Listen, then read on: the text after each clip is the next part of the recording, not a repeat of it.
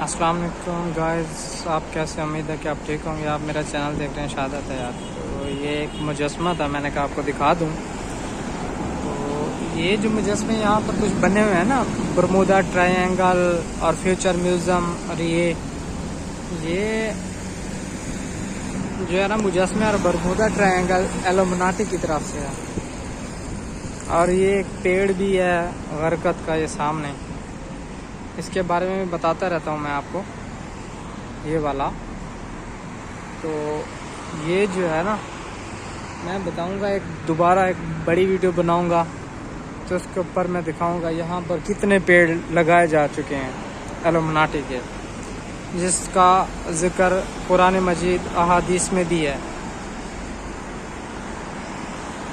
दज्जाल के बारे में है कि काफिर एक छुपेगा जाके दरख्त के पीछे, वो गरकत का दरख्त है। तो इसके बारे में मैं आपको पूरी मालूमात